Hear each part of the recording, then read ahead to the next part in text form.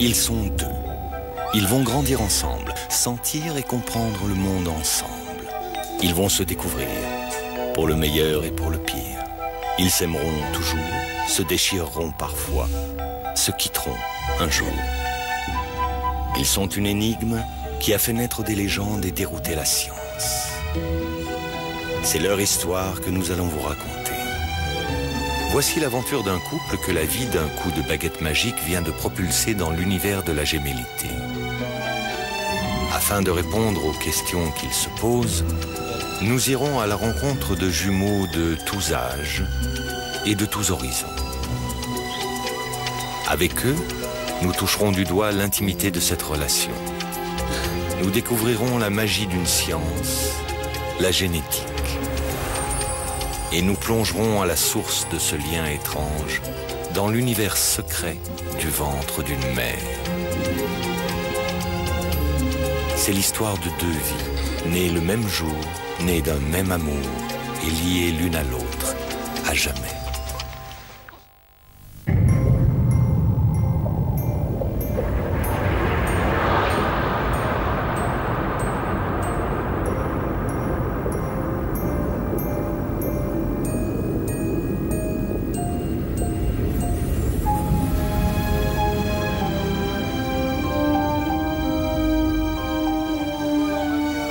Il y a 7 ans, Sarah était une jeune femme qui ne se voyait pas avec des enfants. Et puis, elle a rencontré celui qu'elle allait aimer, Olivier. C'est devenu une évidence. Il y a eu Lino, 2 ans après Gaspard, et l'envie d'un petit troisième. Surprise, le petit troisième s'annonce accompagné de son jumeau. La promesse d'une vie s'est transformée en promesse de 2 vies.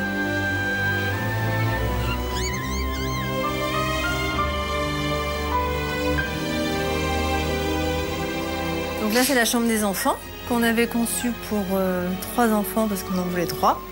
Ouais. Bon, bah, maintenant qu'il y en a 4, on va changer un petit peu de plan. Là, t'es enceinte de combien de temps? Presque 3 mois. T'as réagi comment quand t'as su que tu allais attendre des jumeaux? J'ai eu 3 secondes de terreur pure. Ouais. Qui se sont transformés après en pur bonheur. C'est vrai. C'est vrai, quand l'échographe elle a posé son appareil sur mon ventre, je l'ai vu tout de suite qu'ils étaient 2 et qu'il y avait 2 poches. J'ai eu un gros moment d'angoisse qui a été extrêmement bref. Et après, voilà quoi, c'est que du bonheur. Qu'est-ce qui se passe? Eh, regarde-toi dans la glace. D'accord. Je crois que c'est une chance. C'est vraiment une chance de sentir 2 bébés bouger dans son ventre. Et surtout de les sentir distinctement. Alors à chaque fois, je me fais la même réflexion. Tiens, là, c'est le petit gros ou là, c'est le petit petit. Sachant que c'est plus souvent le petit petit. Quand je mets mes mains comme ça, j'en ai un sous chaque main. Avant, j'en sentais qu'un, là, j'en sens 2. Je sais pas, on peut dire double bonheur. 2. Un mot qui tout à coup prend toute la place. Et la fascination qui s'installe aussitôt. Que ressentent-ils, eux deux, levés dans leur cocon douillet? À 3 mois de grossesse, ils n'ont pour percevoir le monde et la présence de l'autre que les prémices d'une sensation toute neuve, le toucher. Côte à côte, ils commencent à bouger. Ils ne mesurent encore qu'une dizaine de centimètres et ne pèsent que 60 grammes chacun. 2 petites plumes qui flottent, comme 2 minuscules points d'interrogation. J'imagine, je sais pas, que j'ai les 2 comme ça. Je fais un câlin et ils crient tous les 2 comme ça. Et on va faire avec. Toi non plus, tu sais pas ce qui va se passer, hein? Tu dois le sentir. Voilà, par exemple là, typiquement.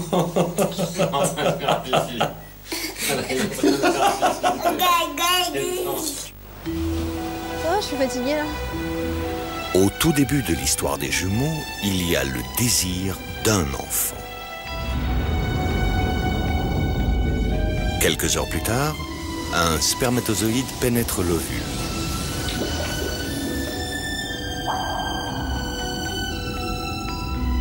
À l'intérieur de son noyau, le spermatozoïde contient 23 chromosomes qui vont se mêler aux 23 autres chromosomes que cache le noyau de l'ovule. La fabuleuse machine de la vie se met alors en marche. La cellule se divise et se divise encore. À ce moment précis, les futurs jumeaux ne sont encore qu'un seul et même œuf. C'est alors que se produit parfois un incroyable phénomène qu'aucun savant n'est capable d'expliquer. L'œuf va se dédoubler. Il n'y a plus un seul mais deux œufs, deux êtres à venir.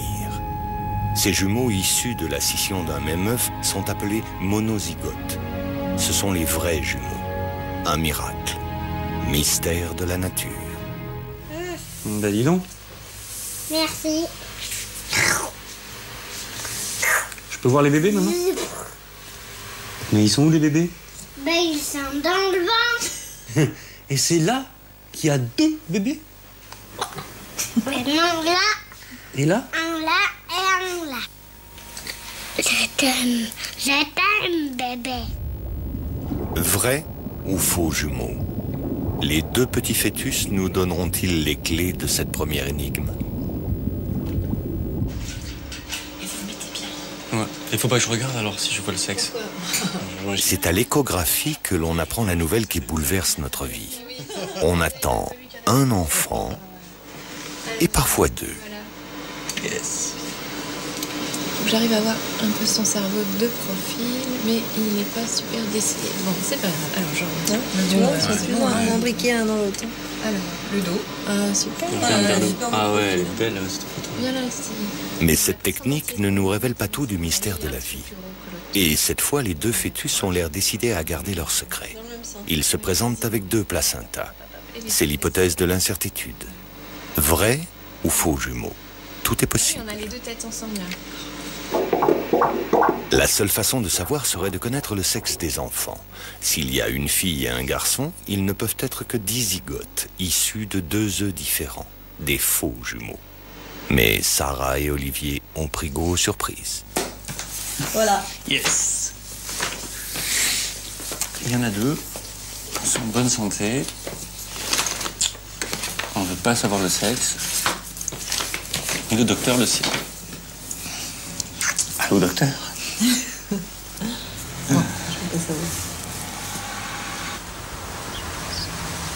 Un œuf ou deux œufs? Que se passe-t-il dans le ventre de la maman? Si les jumeaux sont dizygotes, les deux œufs vont migrer l'un derrière l'autre depuis la trompe jusqu'à la cavité de l'utérus. Là, ils se nichent en deux endroits différents et chacun fabrique son propre placenta, à l'intérieur duquel il grandira. Pour les monozygotes, c'est plus compliqué. La plupart du temps, l'œuf descend jusqu'à l'utérus et ne se dédouble qu'après le début de la fabrication du placenta. Les jumeaux se développeront donc dans un seul placenta, tout juste séparés par les fines membranes de leur poche des os. Mais il arrive aussi que l'œuf se dédouble très tôt, dans les 3 premiers jours qui suivent la fécondation. Lorsque les deux œufs atteignent l'utérus, ils glissent doucement vers 2 points d'attache différents. Comme les jumeaux dizygotes, ils se développeront donc à l'abri de 2 placentas. Cette énigme de l'œuf n'est que la première d'une longue série de questions qui se posent aux parents des jumeaux. La vie est un mystère, alors 2 vies. Toi bien nous. 2 vies qui se façonnent ensemble dans l'intimité du ventre maternel.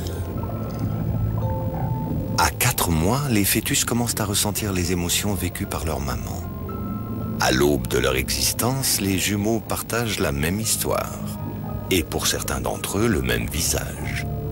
Une étrange ressemblance qui les suivra toute leur vie. Ça doit être bizarre pour des jumeaux de se ressembler autant.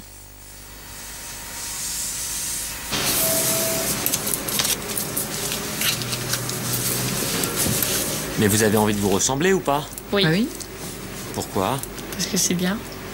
Parce que personne n'a cette chance et que c'est bien quand on nous confond.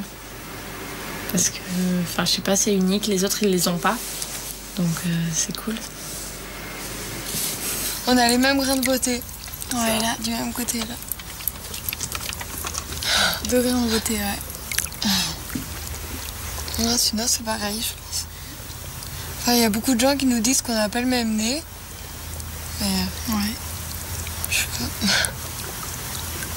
On a souvent réfléchi, par exemple, à des petits détails comme se laisser pousser la barbe, les cheveux, adopter un look un petit peu différent. Et puis au dernier moment, à chaque fois, on faisait machine arrière en se disant non, non, surtout pas.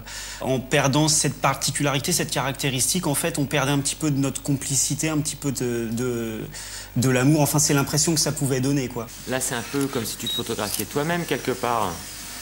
Elle te ressemble beaucoup. Quand même pas. Enfin, quand même pas. En fait, nous, on trouve pas qu'on se ressemble. Ah ouais. Enfin, on a l'impression que tous les signes du visage sont différents, donc on se pose pas la question. Il y en a plein qui nous confondent, mais pourtant on se ressemble pas du tout. Moi et Mathieu, on croit qu'on se ressemble pas du tout. Et vous trouvez que vous vous ressemblez ou pas? On est jumeaux d'ailleurs. Et tu trouves que tu lui ressembles? Bah non. Non. Et les gens ils trouvent que vous ressemblez ou pas? Bah oui. Ça vous fait quoi? Bah rien. C'est que tu es plus fort. Tu vois, tu sais que... Pourquoi les vrais jumeaux se ressemblent-ils tant? Ils ont le même patrimoine génétique. Qu'est-ce que cela veut dire? Pour le comprendre, il nous faut embarquer pour un voyage dans l'univers de l'infiniment petit.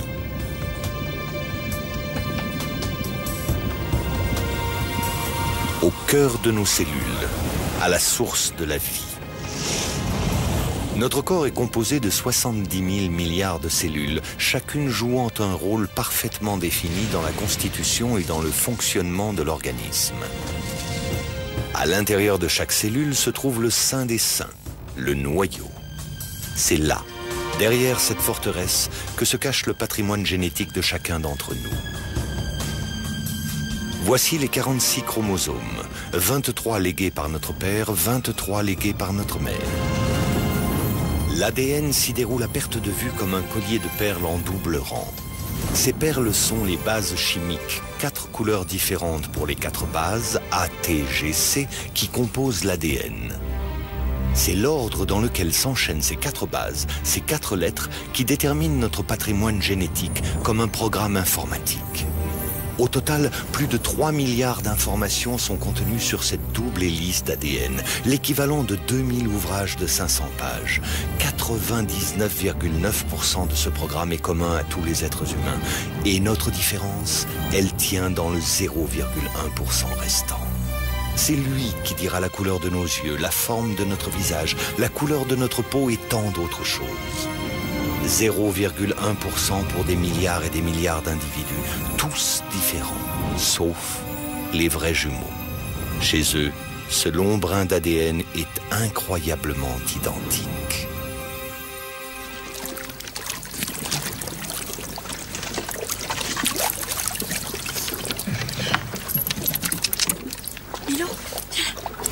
Et vos petits copains, ils arrivent à vous distinguer ou pas? Ouais. Il n'y a qu'une seule fois, j'étais de dos en fait. J'avais un OAL et son copain il arrive derrière moi et je sens en fait quelqu'un qui allait m'embrasser dans le cou. Je me retourne, c'était son copain, il fait oh mince et tout. Je pensais que c'était. En fait, il nous a confondus quoi. Notre voisin de ferme aussi, il le dit pas fréquemment, pas trop souvent, mais il le dit quand même. Il dit tiens, vous avez de la chance, vous avez un permis à 24 points quoi. Nous avions 14 ans, oui. Et puis ma jumelle était amoureuse de deux petits copains. Amoureuse, pas forcément amoureuse, c'est eux qui étaient amoureux de moi. Voilà. Bon. Donc ceci étant, ils lui ont donné le rendez-vous le même jour. Et comme elle ne pouvait pas aller aux deux, elle m'a dit bon est-ce que tu veux aller avec un tel à ma place? Bon, j'ai dit pourquoi pas. J'y suis allée. On a passé 2-3 heures, je sais pas où, dans la campagne, parce qu'on habitait la campagne à cette époque-là. Et Et puis quand je suis revenue, je lui ai dit, écoute, ne me refais jamais ça parce qu'il embrasse trop mal. Je veux vraiment pas y retourner. Voilà. 4 mois de grossesse. Il y a un proverbe tchèque qui dit « jeune paresseux, vieux mendiant ». Ah non, mais attends, moi, tu me les dis pas à moi. Ouais, non, mais là, moi, je lis. Hein.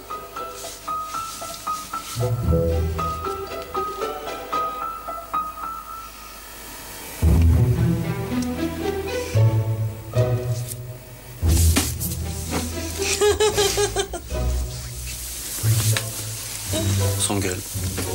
Beaucoup. On se caresse. Il paraît que je suis odieuse. Ah bon? T'es odieuse en ce moment un peu? Bon, je trouve pas. Demande à sa mère.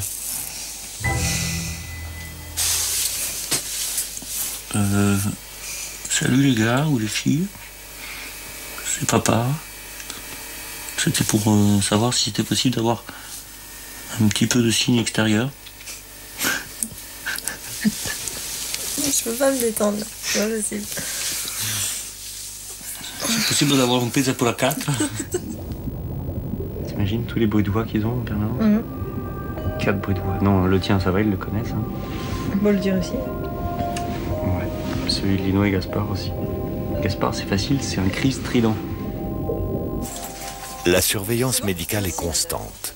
Il faut contrôler la croissance des 2 bébés. Et là, il bouge ou pas? Tout de suite là? Ouais, tu l'as senti bouger tout à l'heure? Ouais. Et cette nuit, je pense que, je sais pas, cette nuit, ils ont dû se faire une distribution de coups de pied ou de... je sais pas quoi, mais cette nuit, c'était infernal. À 4 mois et demi, le contact entre les jumeaux est permanent. Les 2 fœtus se touchent, se poussent. L'autre est un fabuleux champ d'exploration tactile.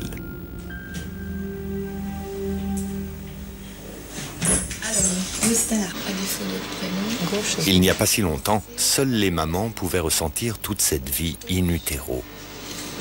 Hop là, les jambes sur la tête. À l'échographie, cette vie avant la vie s'expose comme une révélation. Les ventres sont devenus transparents. Alors ça masque un peu, voilà. Ah, bien. Comme un sonar explorant les fonds marins, les ultrasons rebondissent contre les petits corps qui flottent dans le liquide amniotique. Les ondes se propagent dans les entrailles de la machine pour surgir en images sur le petit écran. Images fulgurantes de la vie. C'est ça, la membrane, le cordon, et puis il y a l'autre dessus. Il y a 2 profils, j'en regarde pas. Vous voyez, hop, les fesses de l'autre sont sur sa tête. C'est génial. Juste les fesses. Hop.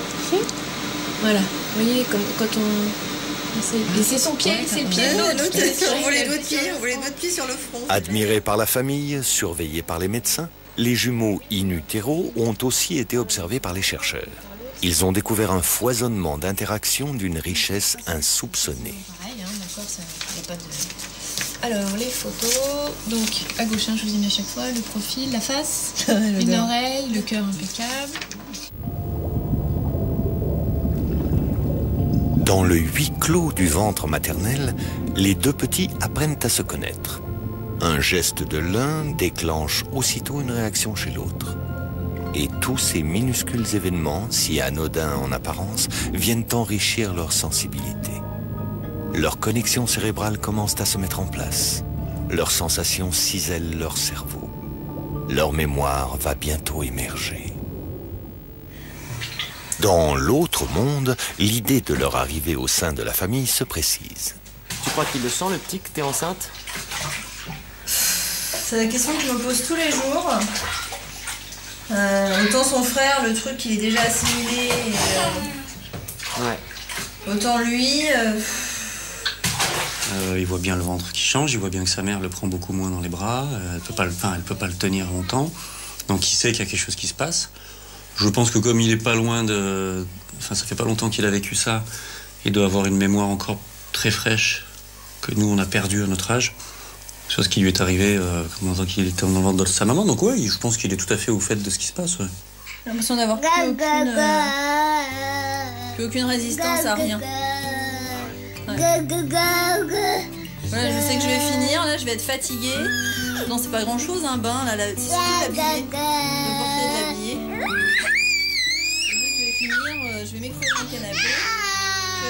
contraction et puis pendant une demi-heure, je vais plus pouvoir rien faire d'autre. Tu vois? Oh, trop mignon. Il a fait un bisou. Oh, t'es trop mignon. Encore des bisous. Oh, t'es trop mignon, Gaspard. Ça, c'est super. Est-ce que tu sais qu'il y a 2 bébés là? Est-ce que tu sais? Tu sais qu'il y a des bébés là? Des câlins? Doucement. Moi, je colle des Voilà. tartes. Tu colles des tartes parce que toi les câlins tu connais. Oh, qu'est-ce que c'est que ça? Regarde, écoute. C'est ça que t'as là dans son ventre, maman? C'est quoi? C'est ça. C'est 2 bébés? Il y en a combien là? Tu les comptes? 2 bébés. Regarde, et ça c'est quoi?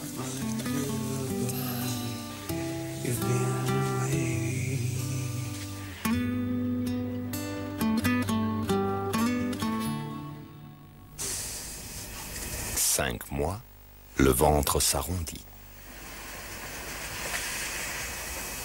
Ça bouge là, non? Non, c'est toi là. Là. Non, ça bouge pas du tout.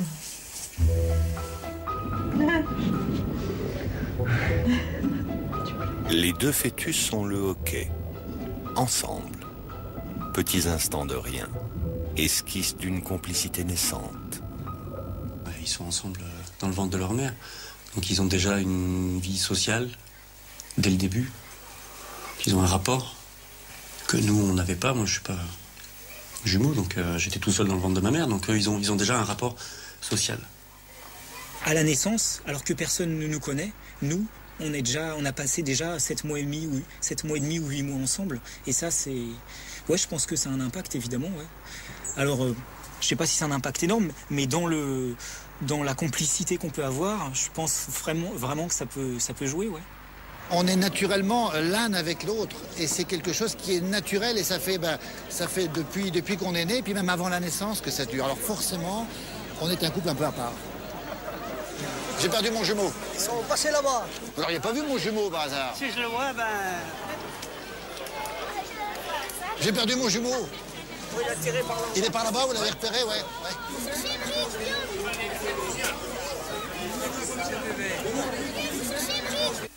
C'est du gros bidon quand même.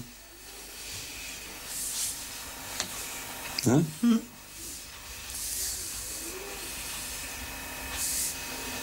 Quelle est la nature de ce lien si profond qui unit les jumeaux?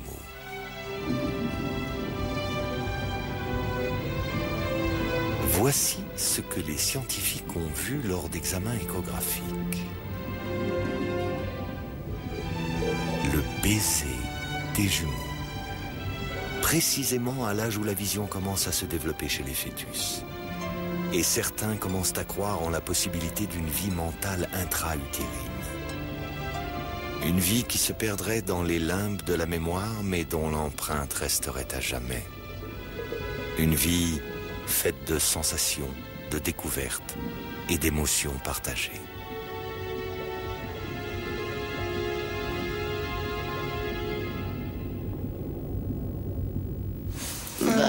Les jumeaux, c'est des frères inséparables, un petit peu. Enfin, en tout cas, pour nous, c'est ça, à peu près. On sait tout le temps, on se... C'est la première personne à qui je me confie déjà et à qui je demande des conseils. Et toi? Ouais, moi aussi, c'est un peu pareil. Enfin, Julie, elle dit tout le temps tout ce qu'elle pense, donc... Elle dit tout de suite les choses, donc c'est bien. Ouais, puis sinon, on se dit tout. Dès que ça va pas, je lui parle à elle en premier, quoi. Des fois, quand Charlotte elle a des chagrins, moi je viens vite la consoler. Ou des fois, c'est l'inverse, donc... Vous consolez toutes les deux? Oui. Vous faites des câlins? Oui. C'est vrai? Oui. C'est beaucoup plus fort que l'amitié. C'est vrai qu'on peut dire qu'on ne pourra pas nous séparer. Voilà, on peut pas nous séparer dans le sens couple ou... Voilà, on pourra pas nous séparer. On a un ménage à nous deux. Voilà, c'est ça en fait. Tout ce qu'on construit, c'est dans le but de partager encore plus de temps ensemble et finalement d'encore plus avoir de la complicité, quoi. En fait, on est plus qu'un frère, quoi. On est un frère, un copain, un ami, confident. On a tout ça à la fois. Et c'est sûr qu'on ne peut pas se séparer l'un de l'autre. On s'appelle au moins 1 ou 2 fois par semaine. Puis on doit toujours savoir qu'est-ce qu'il fait l'autre. Enfin, quand je pense que une personne ne peut pas aller aux toilettes sans sa sœur, ne pas marcher dans la rue sans sa sœur, je pense que c'est quand même grave. Tu peux pas aller aux toilettes sans ta sœur? Bah avant, ouais. Maintenant, genre, ça va, je peux y aller, mais c'est vrai qu'avant, j'y allais tout le temps avec ma sœur. Puis ça, c'est notre petit plaisir aussi. De quoi? D'aller aux toilettes ensemble. Nous, petites, on n'a jamais senti de solitude. Ouais. Jamais ressenti aucune solitude que l'enfant peut ressentir à partir du moment où il comprend que finalement, il est plus rattaché à la mère et qu'il est tout seul, livré à lui-même, finalement. Nous, on n'a jamais ressenti ça. C'est comme si on était une petite équipe. Toujours à deux. Team. Et c'est peut-être pour ça que c'est si difficile d'imaginer une séparation. Je pense. Tu serais capable de faire quoi pour elle? Je pense tout. Ouais, presque tout. Ouais, moi aussi. Bon, pas de me jeter d'un pont ou non, pas des trucs comme ça, mais je sais que quand elle va pas bien, et moi j'habite à Villard-de-Lans, et quand elle va pas bien et qu'elle est sur Lyon et que moi je sais pas, je finis à 20h30 le soir et que je rattaque le lendemain à 9h30 où je suis capable de descendre à Lyon la voir et remonter le matin pour bosser, quoi. Oui. Tout simplement pour la fatigue qui aligne nous. Bonjour, mon petit bébé. C'est vrai que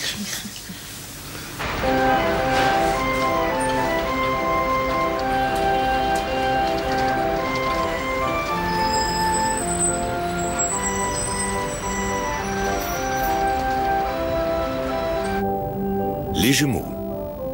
Le psychologue René Zazot disait de leur relation qu'elle était excessive, mais universelle, comme une loupe projetée sur les hommes, sur leurs passions, sur leurs amours. Amour et rivalité. Ma sœur jumelle me dominait beaucoup, Anne-Marie me dominait beaucoup, jusque j'ai dit stop. C'est terminé, c'est ma vie. Je suis la mère de mes enfants. Tu restes à ta place, je reste à ma place. Un jour, j'en ai eu assez de cette façon qu'elle avait d'être sur moi, on va dire, tentaculaire. Je ne pouvais pas respirer. Mais en fait, ce qui me manquait, c'était ma respiration personnelle face à ma sœur. Et un jour, une thérapeute m'a dit, une psychiatre me dit, mais vous ne saviez pas que vous aviez une personnalité? Ben non, je ne savais pas ce que ça voulait dire, avoir sa propre personnalité. J'ai l'impression d'avoir gaspillé mon temps intérieur par rapport à ma sœur.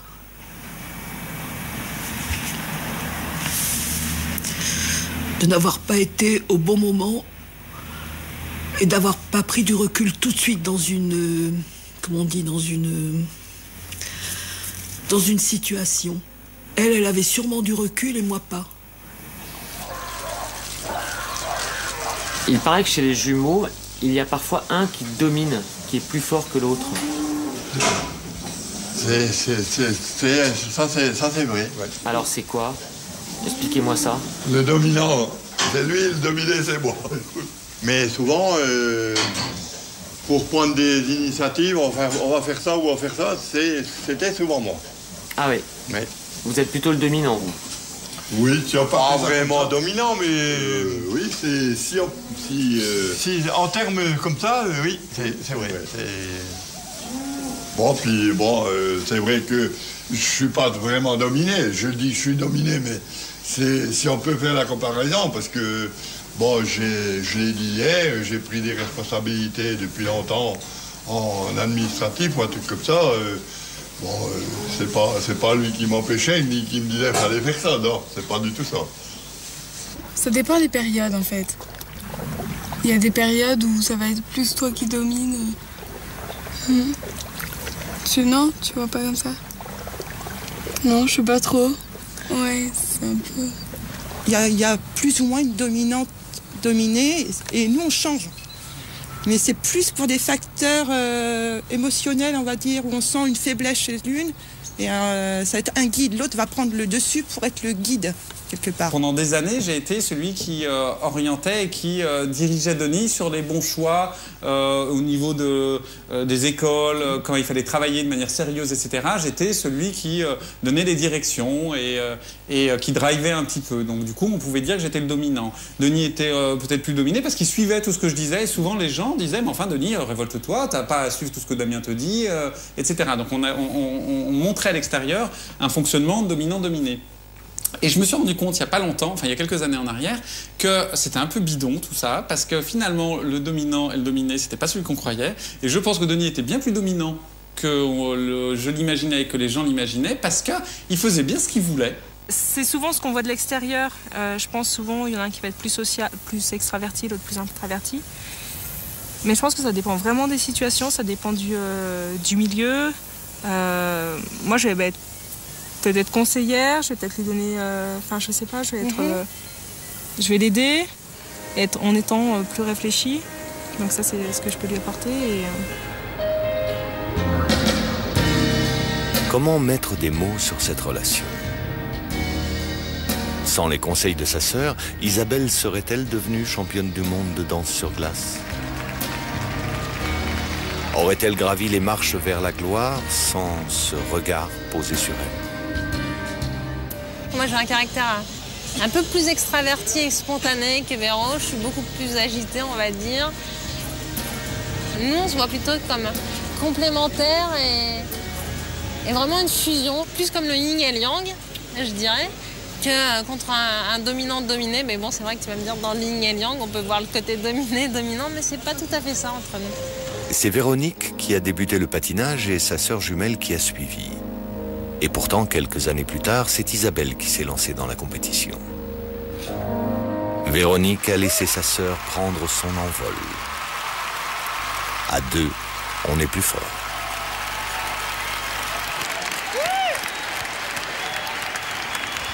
Celle qui m'a toujours le plus aidée, le plus soutenue dans les moments qui soient bons ou moins bons. Enfin, elle a toujours été là pour me faire comprendre vraiment ce qui me tenait à cœur et puis me pousser de l'avant. Premier et vainqueur du Grand Prix 2008. Représentant la France, Isabelle Delobel, Olivier Schenfelder.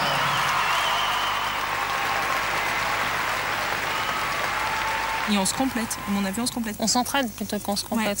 Ouais, on s'entraide. Oui, mais c'est ça, c'est plutôt l'entraide. Toi, t'as beaucoup plus de douceur, sur tout ce qui est intime et tout ça, t'es beaucoup plus... Tu cernes plus juste. Je suis plus sensible. Non, t'es pas plus sensible, mais t'as beaucoup de douceur. Comme ça.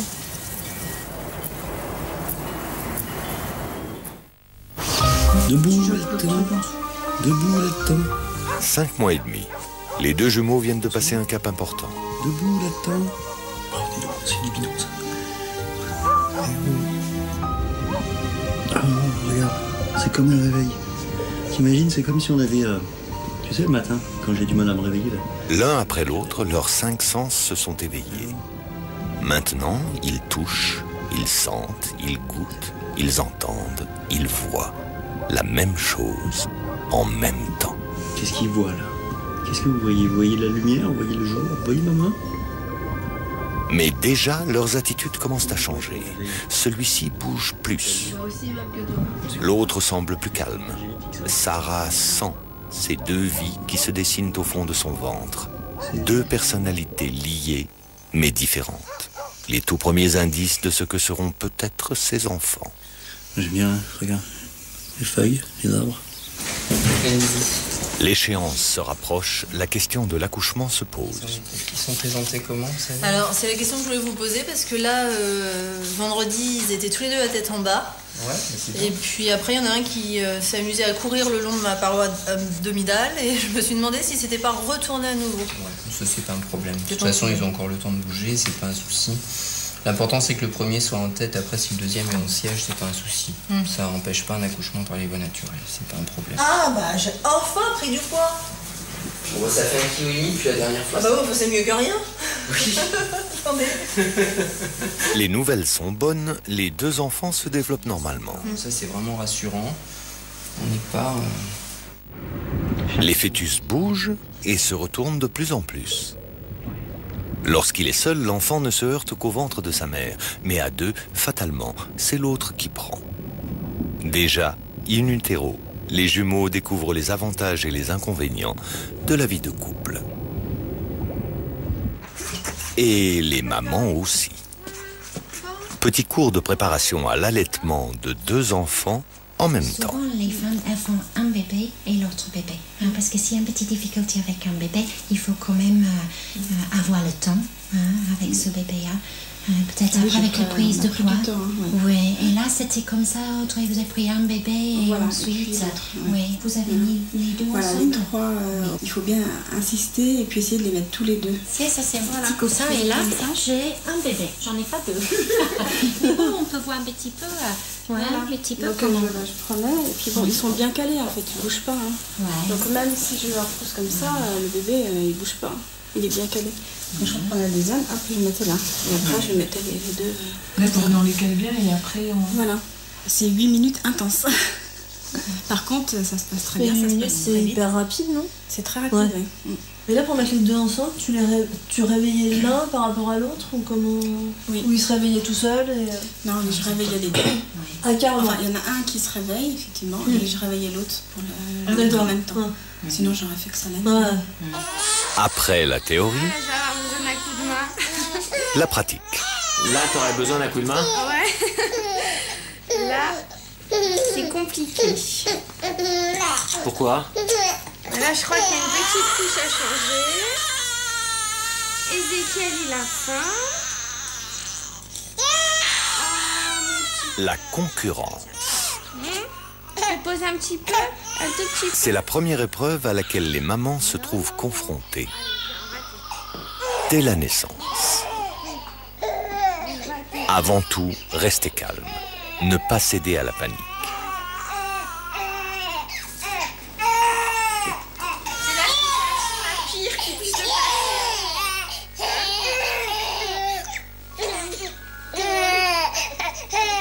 Et surtout, faire preuve d'imagination.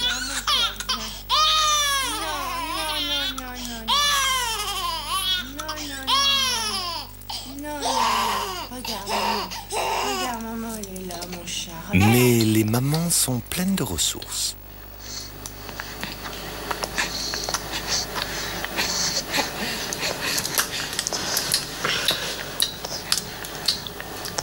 Voilà, donc il faut se trouver des solutions de proximité tout en conservant le moment de tétée pour Ézéchiel et en faisant un petit peu patienter Vladimir.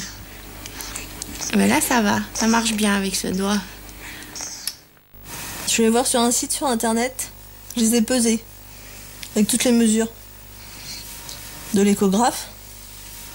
Donc il y en a un qui fait 1,4 kg et un qui fait 1,90 kg. Plus les petits grandissent, plus leurs différences deviennent perceptibles.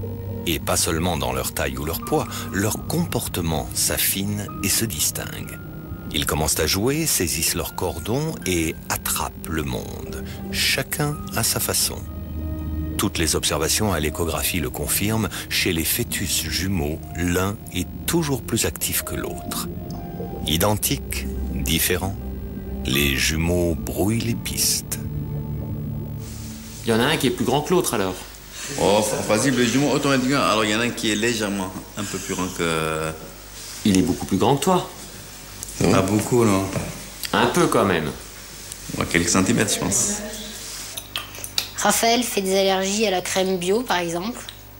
Raphaël, non. Ethan, non. Raphaël est allergique à certains antibiotiques génériques. Ethan, non. Raphaël a fait une allergie au vaccin BCG. Ethan, non. Raphaël est allergique à la crème Emla. Ethan, non. Voilà, c'est... À chaque fois, c'est ça. Ça montre bien qu'il y a des choses que la science ne peut pas expliquer. Notamment la gémellité comme ça, donc monozygote, et le fait qu'on est bien tous différents, même si on a le même patrimoine. Il explique aussi que l'un était plus petit que l'autre quand ils sont nés. S'ils étaient vraiment complètement identiques, ils auraient eu tout pareil. Alors là, Ethan était plus gros et plus grand, et Raphaël était forcément plus petit. petit et moins de nombre. Que s'est-il passé pour qu'Ethan et Raphaël, si semblables en apparence, se révèlent différents? Ce mystère-là, les généticiens commencent tout juste à le percer. Et leur découverte éclaire d'un jour nouveau l'éternel débat qui agite les hommes, celui de l'inné et de l'acquis. Sommes-nous façonnés par notre hérédité ou modelés par nos expériences? Notre destin est-il écrit à la naissance ou bien construit tout au long de la vie? Les vrais jumeaux, ces clones naturels, pourraient bien détenir une part de la réponse. En les étudiant, les scientifiques ont fait des observations surprenantes. Quand l'œuf se scinde en deux, les vrais jumeaux sont parfaitement identiques d'un point de vue génétique. Mais très vite, dès la vie intra-utérine, leurs corps vont évoluer de façon différente. Une série de mécanismes entre en jeu. Des molécules chimiques prennent place le long de l'ADN pour activer ou désactiver nos gènes, comme un interrupteur. Cependant, le patrimoine génétique n'est pas modifié. Les jumeaux conservent le même code ADN. Mais ce code pourra avoir des conséquences différentes. Et plus ils vont grandir, plus ils vont changer. C'est ce qu'on appelle l'épigénétique. Bah oui, alors faut t'apprendre à ton frère. Mais qui actionne l'interrupteur? Qui décide d'allumer ou d'éteindre nos gènes? C'est en fait un ensemble d'événements. Comme par exemple le milieu dans lequel nous évoluons, la nourriture que nous mangeons, les choix que nous faisons. L'inné et l'acquis.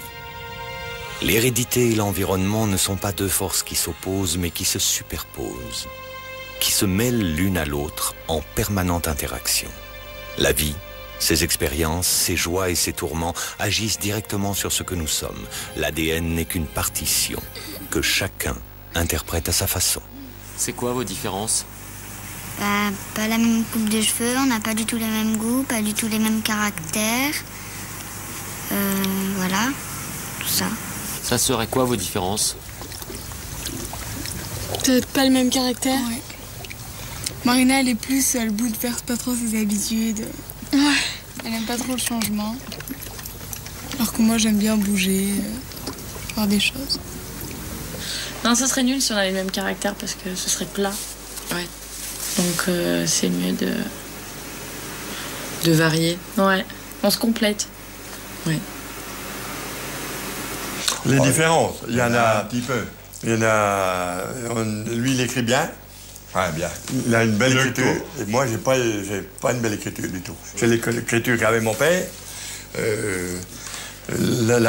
Quand j'étais à l'école, l'institutrice, elle me disait « Corrige ça, tu fais des pattes de mouche ». Mais j'ai jamais pu la corriger. Qu'est-ce qu'ils ont comme différence de caractère? Ma foi, si on se pète ils sont gentils, ils sont tous. Allez, moi, je serais peut-être un petit peu plus... Pour rien, oui. Gueulard. J'ai toujours dit. Oui, j'ai dit souvent, moi, c'est Gérard, des fois, il me dit « J'ai comme Gueulard ».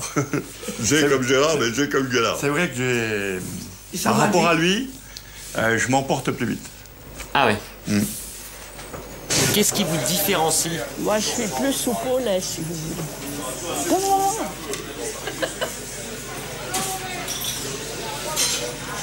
Et vous? Je ne sais pas.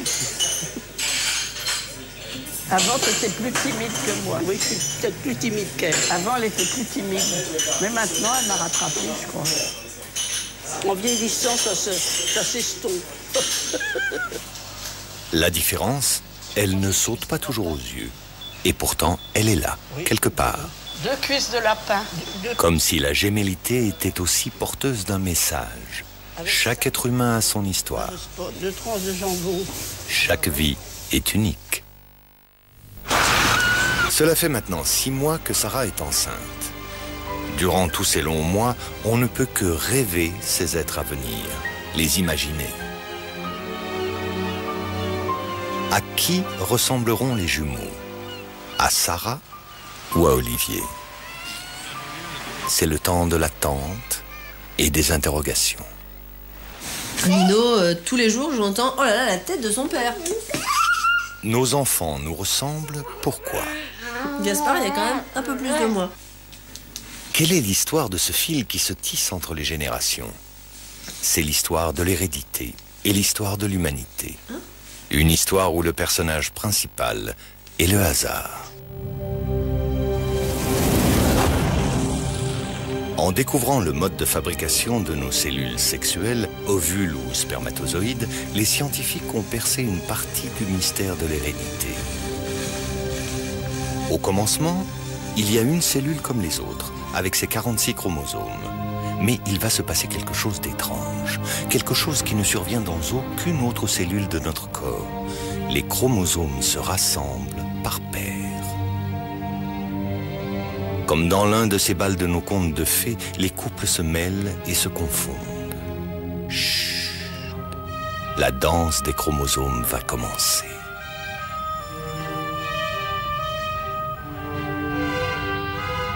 Dans leur étreinte, les partenaires ne font plus qu'un. Ils fusionnent. Et puis ils se séparent, s'arrachent l'un à l'autre. Mais leur union les a transformés. Ils ont pris et donné. Ils se sont échangés des séquences d'ADN. Leur patrimoine génétique est unique, différent de celui des parents, et incomplet.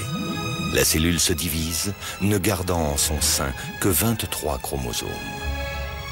Chacune porte en elle une part du patrimoine du père ou de la mère, mais aussi des grands-parents, et l'on pourrait remonter jusqu'à nos ancêtres de la préhistoire. C'est ainsi que nos morts vivent un peu en chacun d'entre nous, tout comme nos descendants porteront une part de nous-mêmes. Ma maman est terrible, mon papa est génial, et moi, je leur ressemble.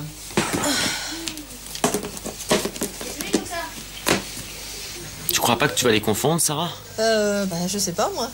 Il y a le petit bracelet, donc ça aide. Après, quand il n'y a plus le petit bracelet, non, je sais pas. Ça sera un peu la surprise à l'arrivée, mais après, depuis le départ, il y en a un qui est quand même un tout petit peu plus petit que l'autre. Donc peut-être que cette différence, à l'œil nu, elle se voit. Tu vois? Mais là, c'est un peu la grande inconnue.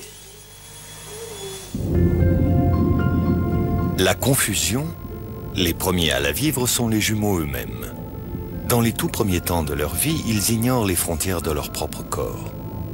Ils se frôlent, ils s'enlacent, comme s'ils ne faisaient qu'un, un seul être soumis aux mêmes stimuli. Mais un jour, ils vont découvrir qu'ils sont deux, qu'il y a l'autre et soi-même.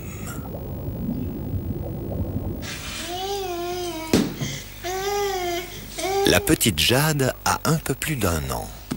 C'est l'âge où l'enfant, à force d'explorer le monde, découvre son reflet que lui renvoie le miroir. C'est qui est là? Elle croit encore y voir un autre enfant avec lequel elle aimerait jouer. Bientôt, elle comprendra que ce visage, c'est le sien.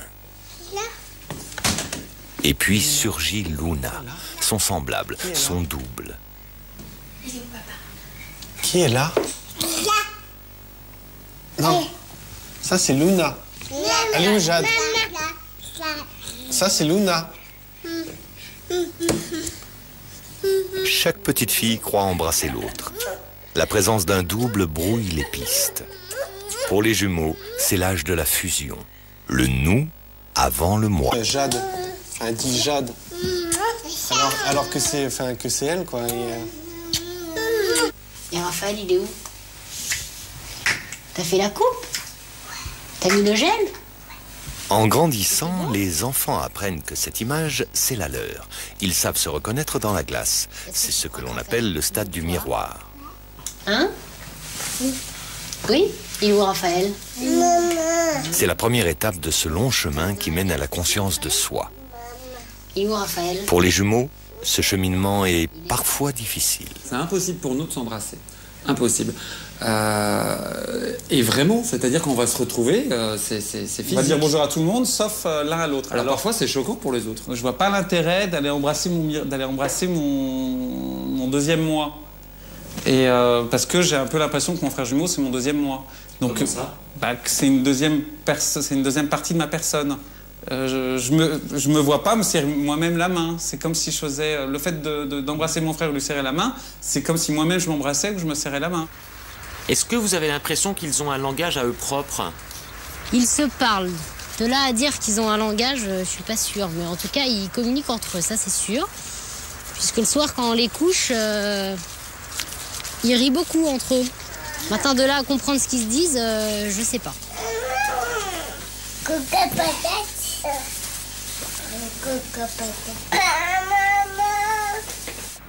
Y aurait-il un langage secret des jumeaux? Selon les psychologues, oui. Ils l'ont appelé cryptophasie. Le phénomène semble aujourd'hui moins fréquent, mais certains conservent le souvenir lointain de ces étranges dialogues de leur petite enfance. Il y avait des mots, en fait. Quand on se parlait, des fois on allait employer un mot qui n'avait rien à voir avec le sujet. Par exemple, pour dire un t-shirt, on disait, je sais pas moi, un crabe. Je dis n'importe quoi. Et en disant ça, on comprenait très bien toutes les deux que c'était le t-shirt.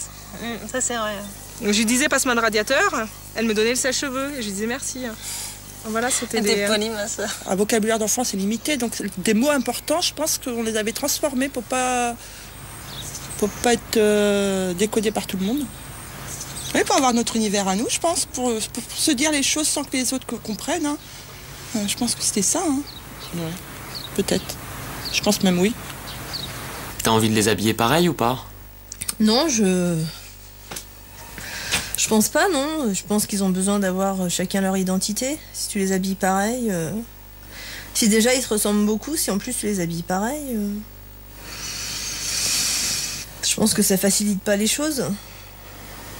Au début, s'ils ont une fois de temps en temps le même pyjama, c'est pas très grave, mais... Après, je pense qu'ils ont besoin de se différencier. Pourquoi ils ont les cheveux coupés de manière différente? Pour ne pas qu'ils soient pareils, justement. Pour ne pas qu'ils se ressemblent encore plus. Raphaël est toujours en bleu. Ethan est toujours, ou souvent en tout cas, en marron. On ne mélange pas les chaussures, on ne mélange pas les manteaux. On mélange certainement pas les bonnets. Comme tout le monde a tendance à les appeler les jumeaux, justement, et à ne pas les appeler Ethan et Raphaël. Déjà, on essaye d'éviter justement de les appeler les jumeaux. Et on essaye vraiment de tout faire pour qu'ils se sentent pas pareils. J'ai essayé de lire des bouquins de René Zazot, par exemple. Et je trouve que la description qu'il fait des jumeaux monozygotes, quand il dit qu'ils ont vraiment beaucoup de mal à se séparer, beaucoup de mal à vivre l'un sans l'autre, ça m'effrayait, ça m'a fait peur. Ouais. Et c'est vrai qu'à partir du moment où elles sont nées, je n'ai eu de cesse en fait de les différencier. En fait, elles ont compris qu'elles étaient jumelles quand elles sont rentrées en maternelle. Elles se sont mises toutes les deux devant moi et elles m'ont demandé si je trouvais qu'elles se ressemblaient pas un petit peu quand même. C'est des enfants à l'école qui lui ont dit « Mais vous êtes pareils. Vous êtes les deux mêmes. » C'est belle. À l'époque, toutes les mamans élevaient leurs enfants dans la même classe, les jumeaux, il y avait tout c'était vraiment excitant pour les mamans, elles les habillaient pareil, même classe. Maman, pas du tout, dès le départ, elle nous a séparés. Dès le départ, on a eu des classes séparées, on n'était pas habillés pareil. Donc on a eu cette éducation-là qui nous a permis de nous accomplir individuellement. Dans le développement de nos personnalités. Pourquoi on l'a répété 2 fois dans nos entretiens de ce soir? C'est pas pour rien. Nous avons une mère exceptionnelle. Et vous les avez habillés pareil après ou pas? Toujours, oui. Toujours, oui. Toujours. Ah oui. Ah ouais, elle nous a toujours... Il y a quoi? Tant que c'est elle qui a acheté les habits, c'était... 15 ans qu'on varie un petit peu, mais sinon, on était toujours habillés pareil. Donc ça, c'est votre chambre à tous les deux? Oui. Et ça, c'est votre lit, voilà. Ben, c'est grand, quand même. Oui. On pourrait même, là où il y a une penderie, on pourrait mettre un autre lit, c'est tout à fait possible. Et vous avez pensé à mettre 2 lits parfois ou pas? Oh ben là, on a la possibilité hein, de mettre 2 lits, c'est pas un problème. Hein.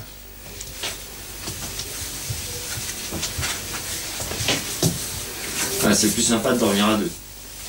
Je sais pas, on a toujours été habitué comme ça.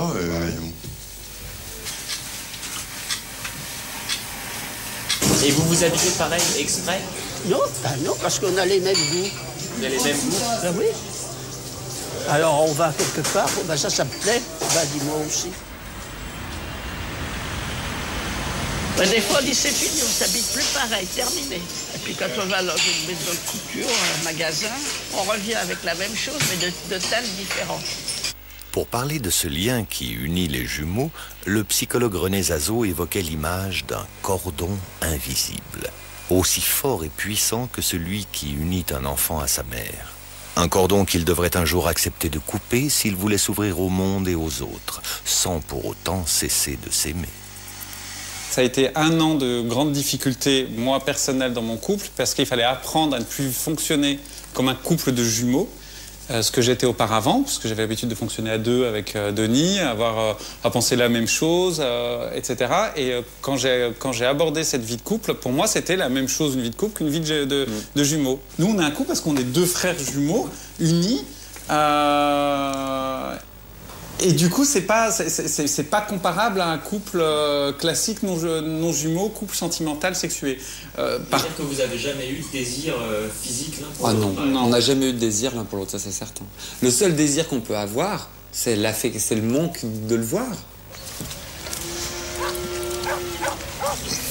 Bon, nous, c'est pas qu'on n'a pas cherché, si, on a cherché un petit peu à la limite se marier, quoi. Mais bon, ça s'est pas fait. Et puis, bon, comme on a toujours quelqu'un, que ce soit nous, on habitait ensemble, on travaillait ensemble et tout, on a peut-être moins le besoin de chercher à avoir une vie commune avec quelqu'un, quoi, puisqu'on l'a déjà. Hein. Mais vous avez eu des histoires d'amour quand même avec des filles? Ah oui.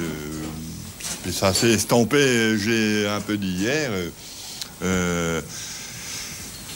Du fait de notre travail, c'est le travail qui primait. Hein, et puis bon, ça a parti tout seul, quoi, comment on peut dire. Et vous avez été marié? Non. Oh non. Et vous avez eu des amoureux? Oh non. Vous avez le même boulot, mais pas les mêmes femmes? Non, pas les mêmes femmes, non. On s'est rencontrés le même jour, tous les 4. Ils font tout pour qu'on soit heureux, pour qu'on s'entende bien ensemble. Disons que c'est les 2 frères, on les voit tellement proches qu'on n'a pas envie qu'ils aient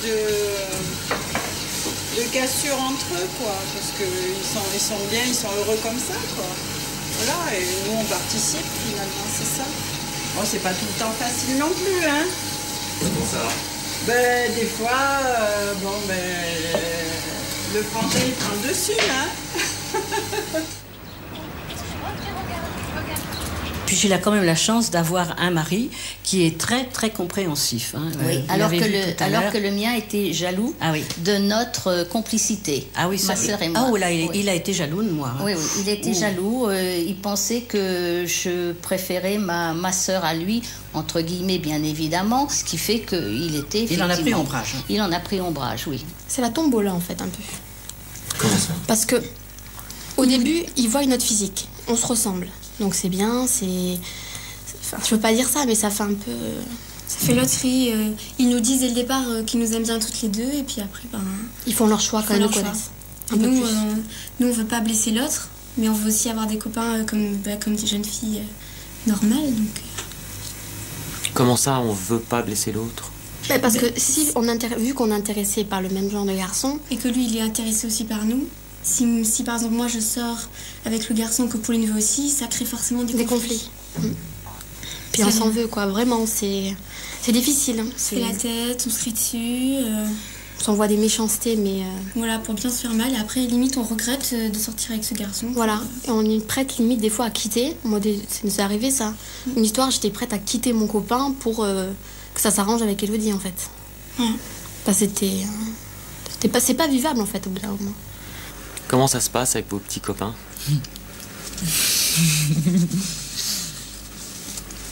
Vas-y, je t'en prie. C'est mal quand même. Comment ça? Je suis jalouse. T'es jalouse? Très jalouse. Extrêmement jalouse. Je suis verte de jalousie. Oui, parce que c'est la mienne et il y a quelqu'un d'autre avec qui je dois la partager.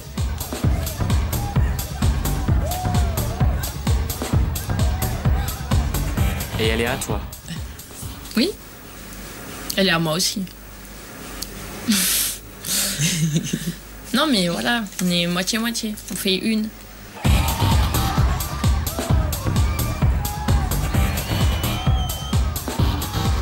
Ça t'énerve alors qu'elle ait un mec, ta sœur? C'est pas que ça m'énerve parce qu'elle est heureuse, mais ça m'énerve parce qu'il me la vole. Il te la vole? Comment ça, il te la vole? Bah... Comme quand on... C'est comme si votre femme, elle allait avec un autre mec. Un autre jeune homme. Voilà. Bah, moi, c'est pareil. Mais tu peux pas dire que ta sœur, c'est ton mec. Non, c'est ma femme. Ta sœur, c'est ta femme. Ouais.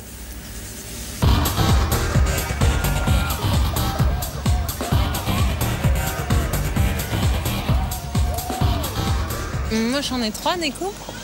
Dans ma vie, j'ai donc Véran, qui est le couple gémellaire, enfin, la fusion, je vais dire, plutôt, ou peut-être pas fusion, c'est peut-être pas le vrai terme, parce que c'est... Donc avec Véran, j'ai avec mon chéri Ludovic, et puis le côté artiste et métier, avec Olivier. Ça fait 18 ans que je patine avec Olivier, et on a toujours eu ce rapport pour le travail. Au niveau de Claire, on les a bien.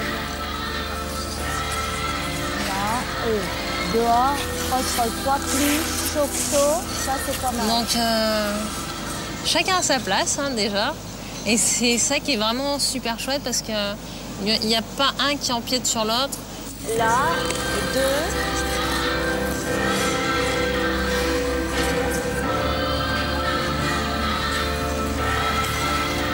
Je suis jumelle et j'ai choisi un sport où j'étais en contact avec quelqu'un aussi. Donc, j'ai besoin aussi de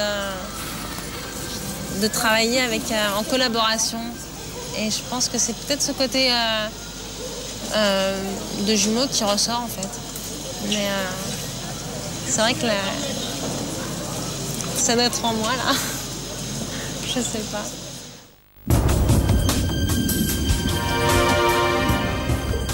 En anglais, jumeau se dit twins. Un mot qui désignait autrefois un tissu aux fibres entrelacées et impossible à démêler.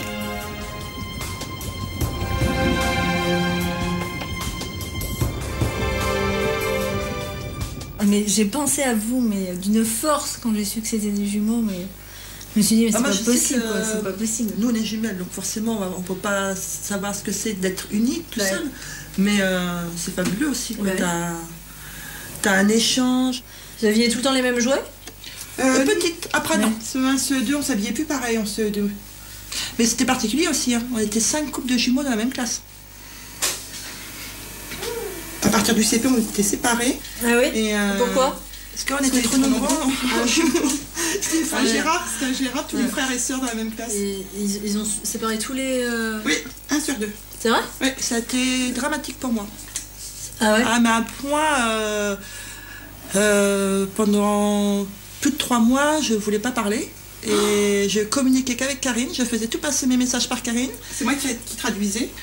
Et je communiquais avec personne. Une année, on a été séparés déjà, puisqu'elle a redoublé une classe en fait. Ouais. Donc, elle était au collège et moi au lycée, et c'est vrai que c'était pas évident. On a été séparés à l'âge de 12 ans, parce qu'Isabelle est partie en centre d'entraînement de haut niveau sur Lyon, et moi je suis restée sur Clermont. Et en fait, on se voyait que les week-ends. Mais pour nous, les week-ends, c'était un moment de grande souffrance. C'est-à-dire que quand Isabelle venait, c'était super. Et puis quand elle repartait le dimanche soir et qu'elle prenait la voiture, papa la ramenait. Mais elle passait le bout de la route, et c'est comme dans les films, elle passait le bout de la route, elle tournait hop, à droite. Et moi, je tombais en larmes, j'étais en sanglots. Et elle aussi, mais on se le disait jamais. D'accord. En fait. C'était dur, ouais. Je pense qu'il y a un moment donné dans la vie où on avait l'envie de rester seul. Quand t'es partie aux États-Unis, toute cette période-là. On avait besoin de se construire. On avait besoin de se construire, donc on n'était plus ensemble du tout. Par contre, les liens ils restaient toujours forts, c'est-à-dire qu'on s'appelait, mais on avait l'envie d'essayer de s'affirmer toute seule. Oui. Et après, par contre, à partir du moment où on a réussi à s'affirmer toute seule, on a eu l'envie de se retrouver. On avait envisagé de se séparer, de prendre chacun notre appart pour vivre notre vie. notre intimité, ouais. Notre intimité. Et notre séparation, nous, on l'a vécu comme un divorce, quelque part. Il a fallu amener la chose, s'y préparer. On aimerait bien avoir des maisons collées. Ça serait cool. Avoir un grand terrain. Ouais, avoir un grand terrain avec 2 maisons, enfin, soit voisines, soit collées. Et si elles sont collées, avec une petite porte pour qu'on puisse aller l'une chez l'autre. Voilà. En secret. Ouais. Moi, j'adorerais acheter une grosse maison avec mon frère et puis diviser ça en 2 appartements, que Denis habite en bas et nous en haut. Ça serait notre rêve. Ça serait mon rêve. C'est pas possible. Mais c'est pas possible parce que nos conjoints ne veulent pas.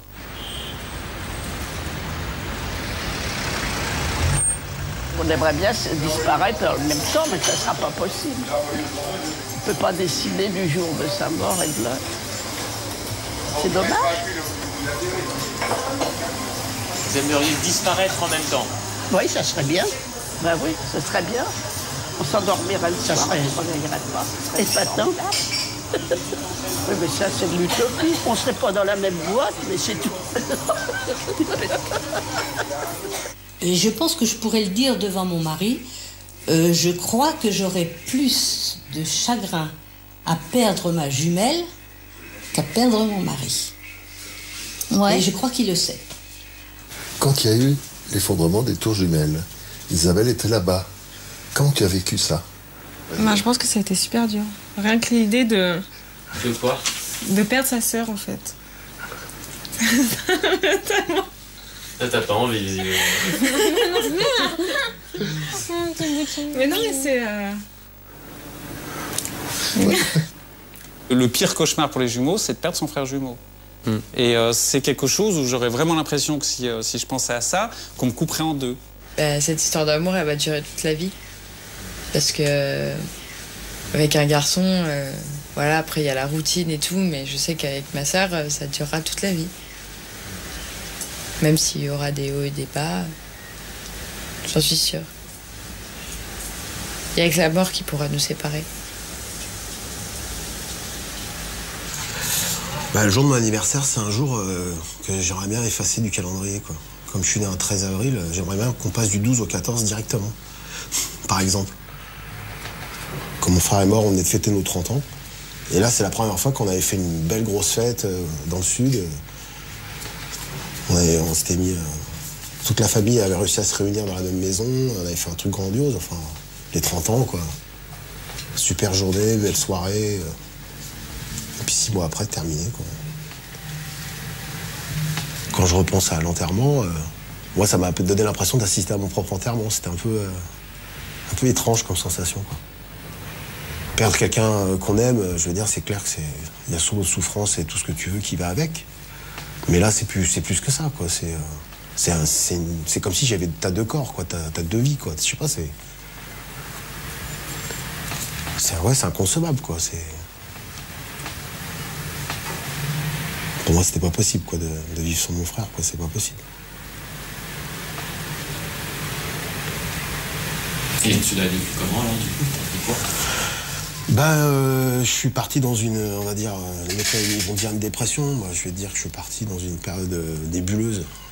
Presque à la limite, envie de le rejoindre, quoi. J'ai souvent dit que c'était l'amour de ma vie, quoi. Après ma mère. Et qu'avec mon frère, je pouvais ne pas parler, quoi. Oui. Avec les autres, enfin, le reste du monde, quoi, il faut que je parle, il faut que j'explique, il faut que... Je me dis qu'il aurait préféré quand même que je relève la tête et que je fonce. Donc là, j'ai l'impression que les forces reviennent, donc je vais le faire. Parce que j'en ai envie. Mais c'est vrai qu'il y a toujours une petite boule.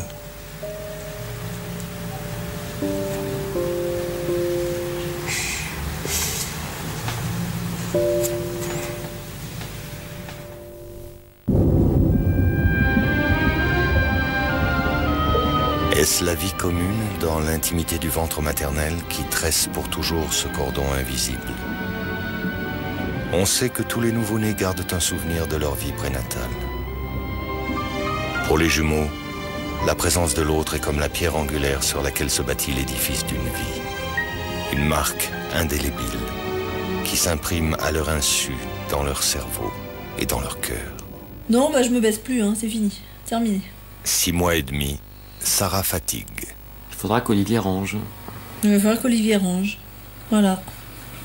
Bonjour. La grossesse gémellaire vient d'entrer dans sa phase critique. On n'est pas dans un contexte de menace d'accouchement prématuré, mais en revanche, on a un bébé qui grandit pas très bien et on sait que le repos, ne serait-ce que le repos, permet d'améliorer les choses. Quand est-ce que vous revoyez Bénédicte pour l'échographie? Le 20... Non. Un peu plus. Le 20 février. Ah bon? Dans Elle a un pas mois. souhaité vous revoir avant? Bah non. Ne serait-ce que pour la surveillance? Bah non, elle m'a rien dit. J'arrive plus à...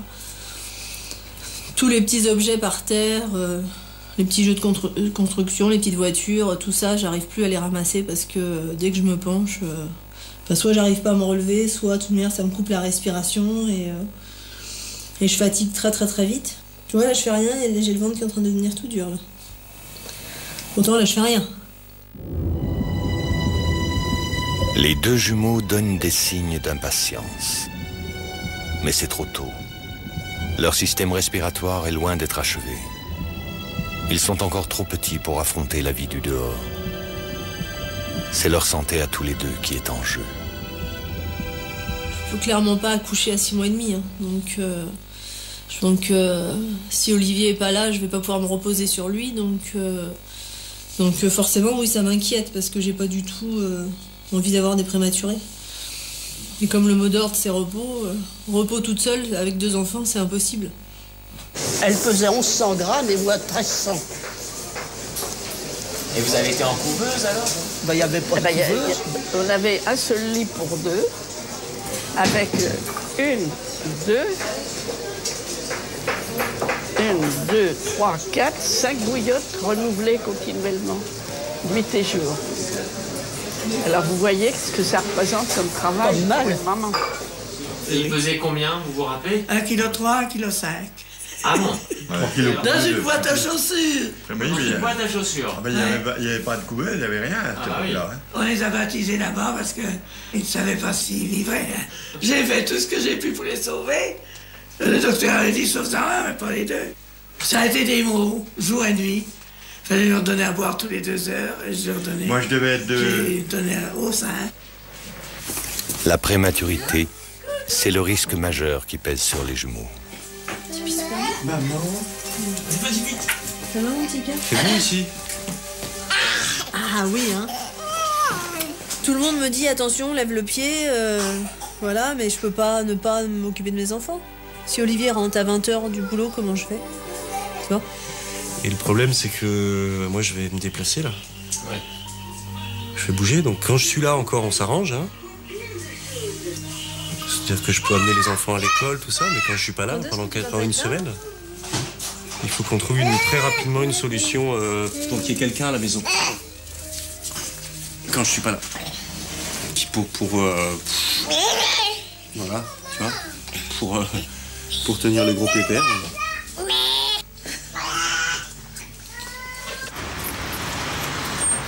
Ouais, je commence à angoisser pas mal. Non, mais moi, j'essaie d'être positif. Enfin, non, c'est pas ça.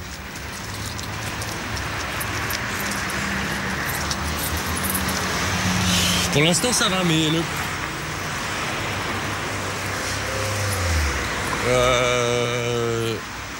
je suis optimiste. Ça veut dire que de toute façon, quand je serai pas là, je suis persuadé que c'est pas à ce moment-là qu'elle accouchera, quoi. Je sais pas, c'est pas...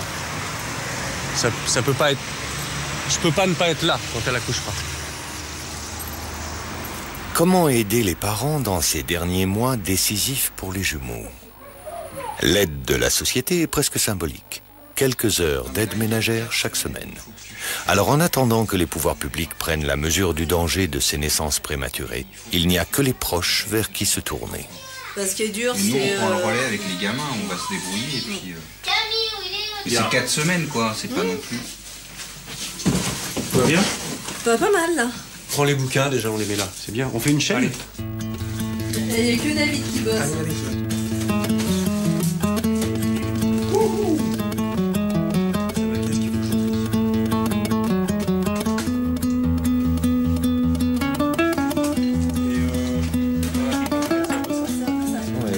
Tu vois, cette finalement, pièce. cette pièce, je la voyais vachement plus petite. Elle est grande. Elle est pas super grande quand même. Non, elle est pas super Mais grande. Ça suffit pour les petits. Là. Mais pour 2 petits bouchons, ça suffit quoi.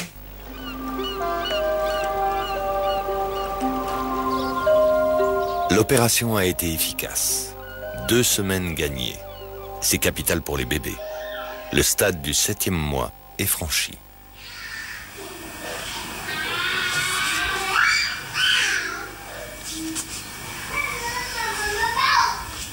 Tu passes du temps comme ça?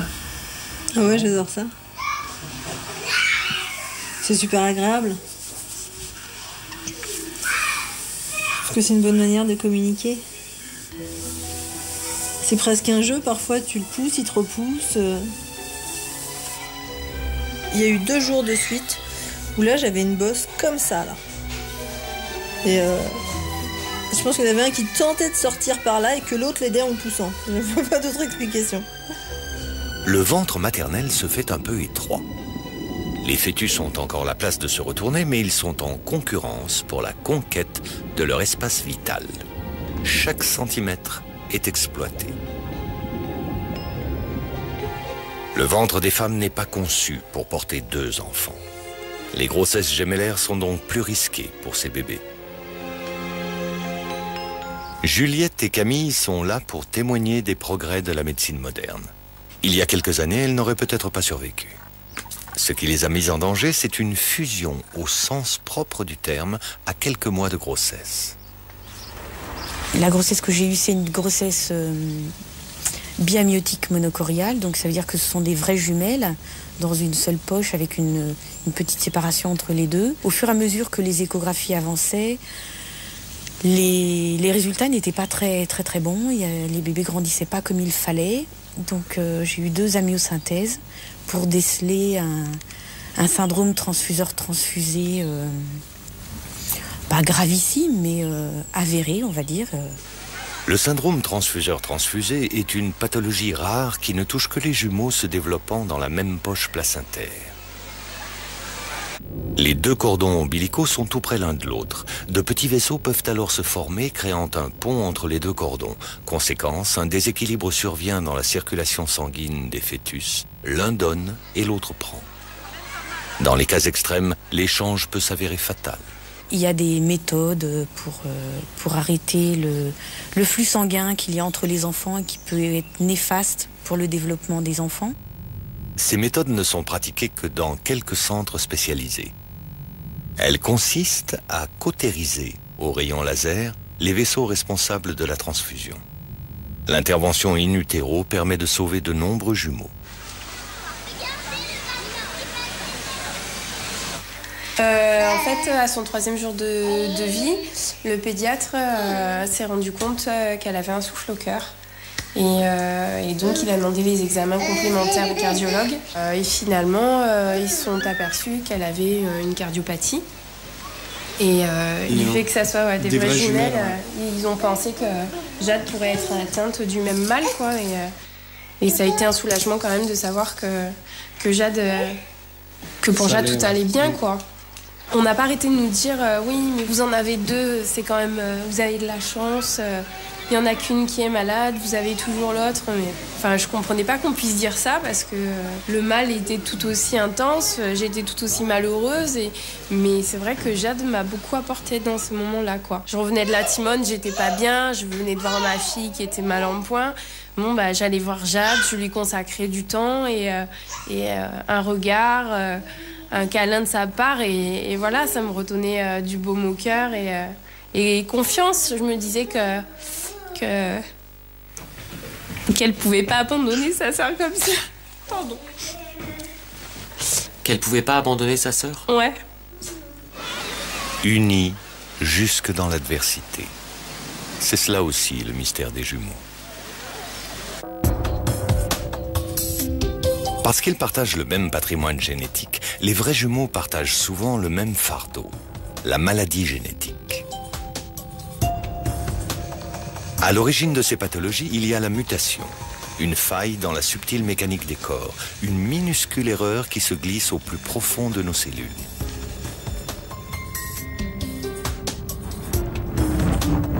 Tout se passe au moment de la copie de l'ADN, un processus appelé réplication. La réplication se produit à chaque fois qu'une cellule se divise, à chaque seconde, en des millions de lieux, à l'intérieur de notre corps qui fonctionne comme une immense usine chimique. Les premiers ouvriers de la chaîne sont cette boule de lumière, les enzymes. Ils viennent séparer la double hélice d'ADN qui s'ouvre comme une fermeture éclair. Les bases chimiques sont maintenant détachées de leur vis-à-vis. Les deux brins d'ADN flottent librement, chacun de son côté. De nouvelles bases fabriquées dans la cellule viennent se positionner face aux bases isolées, selon un code programmé. L'une après l'autre, toutes les paires de bases sont maintenant soudées les unes aux autres. La double hélice s'est copiée. La réplication est achevée. Mais à chaque copie, une erreur est possible. Et il y a plus de 3 milliards de bases à copier. Une seconde équipe entre alors en scène pour contrôler l'opération. C'est le système de réparation.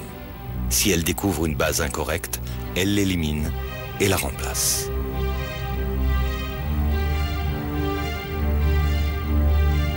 Mais le système, aussi sophistiqué soit-il, n'est pas infaillible. Une erreur peut échapper au superviseur. Dans ce cas, le gène est modifié, il a muté.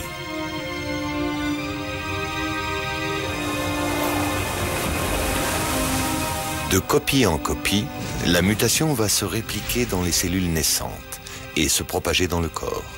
Elle pourra être transmise aux générations suivantes.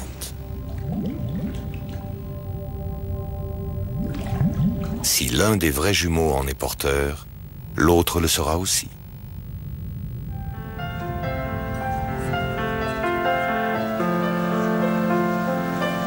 Audrey et Diane rêvaient toutes deux de faire carrière dans leur passion commune, la musique.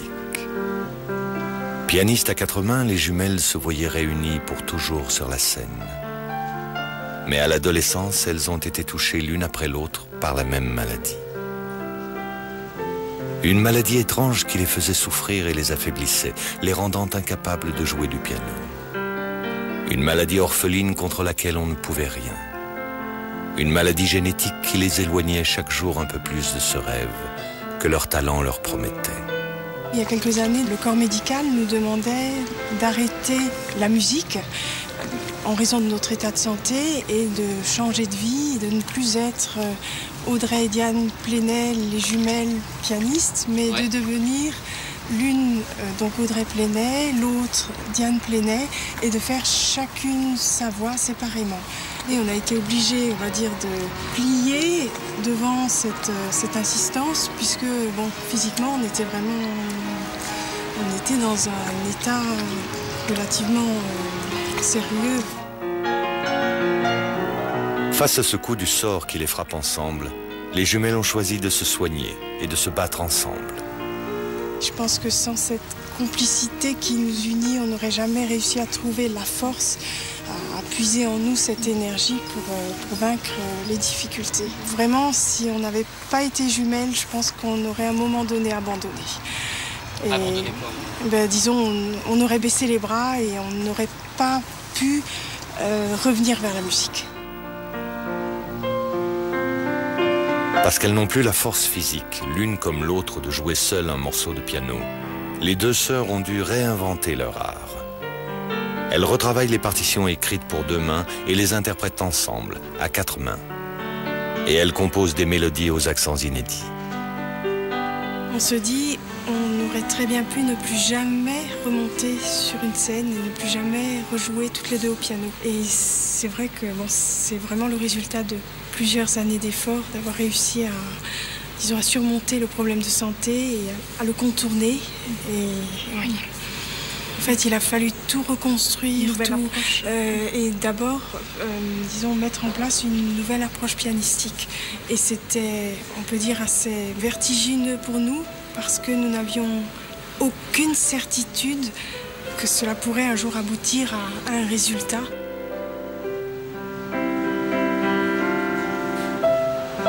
Aujourd'hui, sur la scène, en caressant les touches, elles font jaillir les notes de piano du clavier de l'une au clavier de l'autre. Audrey et Diane Plenay, les jumelles pianistes, ont fait beaucoup mieux qu'accomplir leurs rêves. Elles ont donné à l'harmonie un sens nouveau et un nouveau son. Elles ont résisté et elles ont gagné.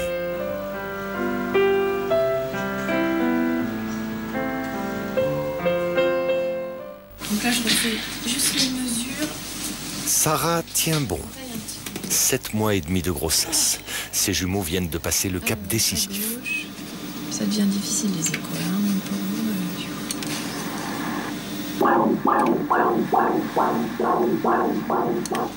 Lui, il commence à en avoir un peu marre, ce fœtus. Sarah, qu'est-ce qu'elle t'a dit là? Que le petit, il était toujours petit. Et que, a priori, elle pense que oui, ça ira pas au-delà de la date qu'on avait décidée, voire même avant. Parce qu'a priori, la croissance, elle se fait pas aussi bien qu'elle devrait se faire. Et d'après ce que j'en ai compris, le petit fatigue. Moi, c'est ce que j'ai compris. Hein. Donc voilà. Après, il n'y a pas non plus péril en la demeure, mais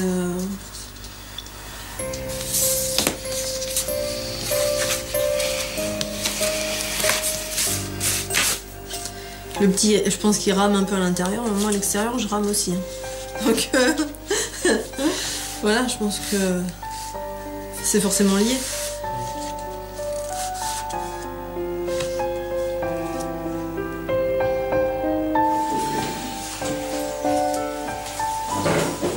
C'est pas tellement la taille qui m'importe, c'est son évolutivité, sa croissance. Certes, le ventre de la maman est certainement la meilleure des couveuses, mais si ça fonctionne pas bien, on les fera sortir plus tôt. Sauf que ce serait quand même pas mal d'attendre encore une bonne semaine, qu'on soit à 34.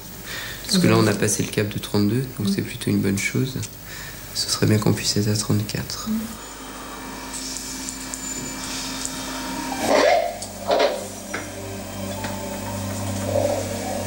J'arrive pas à capter ça, la caisse.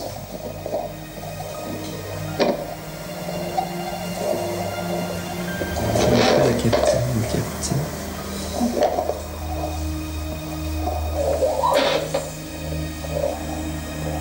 En principe, je devrais le capter par ici. Ben voilà. Voilà. Il va très bien aussi. Il est un peu plus loin, mais il va bien. Pas de problème. Ils vont bien. Et ils semblent profiter pleinement des derniers instants de cette vie à deux. Rien qu'à deux.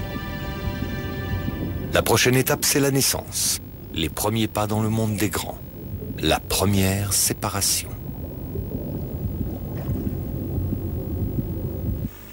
Huit mois. Contre toute attente, les jumeaux n'ont pas l'air décidés à mettre le nez dehors. Attention, ne clignez pas des yeux, ces mecs complètement fous. C'est parti, quand Sarah, comment on rigole. Le ventre de Sarah devient une curiosité. Oh la vache, ça roupille.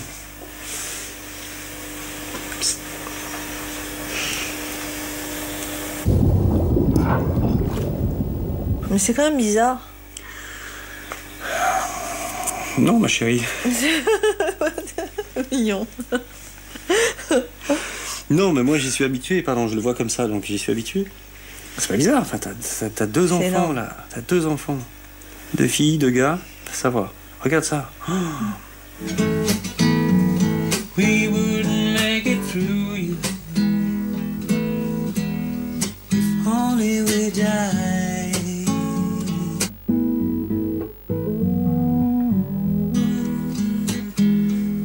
Pousse de tes jambes, pousse de tes jambes. Quand vous serez là.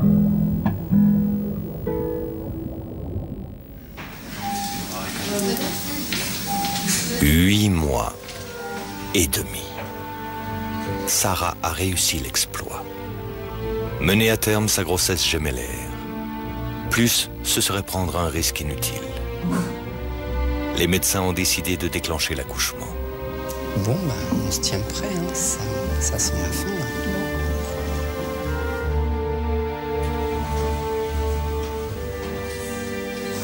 La pousse, Laurent. On va essayer comme ça. Vous accompagnez, sans forcer. Alors, ça fait mal, là? Ça commence à tirer, là. Ouais. D'accord. Il se m'en occupé? Bon, on va pouvoir s'installer. Ah bah oui, il va falloir me dépêcher. D'accord. Allez, en place. Bon, vous nous laissez le temps de vous installer? Oui. Je vais enfiler une toile bleue, Oui, hein. par-dessus mon t-shirt. On a le perce-membrane. L'échographe est allumé. Oui. D'accord. Oh, c'est génial. Super, bravo. Ouais, parfait. Tout en douceur, comme ça. En soufflant. Tu prépares l'échographe. Si vous j'ai tout poussé, sinon on peut attendre la prochaine. Qui est là. En soufflant. Très bien. Très bien. Voilà, ça peut être dehors. Allez, vous poussez encore une fois pour les épaules. Pareil, en dessous. Très bien, poussez pour regarder. Venez le chercher, venez le chercher. Oh, c'est bien, avancez déjà. Là, sous les bras. C'est bon? Ah ouais, effectivement, on va finir. Restez là. Petite fille. Regarde pas. Qui est-ce qui coupe le cordon? Sur la langue, il est déjà des Tu vois? Sa tête est là, d'accord. Alors il faut essayer de le remettre dans l'axe. Mais on va attendre la contraction, puis je romprai la contraction. Petite cocotte, ça. C'était une toute petite cocotte. Elle était pas si petite que ça, la cocotte. Sarah, on va commencer tranquillement pour l'autre. Il a pris parce qu'ils sont un peu perdus là. Ah ouais, c'est bien. Si vous avez envie de pousser, Sarah, c'est le moment. Super. On était juste à côté de toi. Alors on reprend. Génial. Ouais, bien, bien, bien, bien, super, super. Encore, encore, encore. Bravo. Allez, on continue. Longtemps, longtemps, longtemps, longtemps.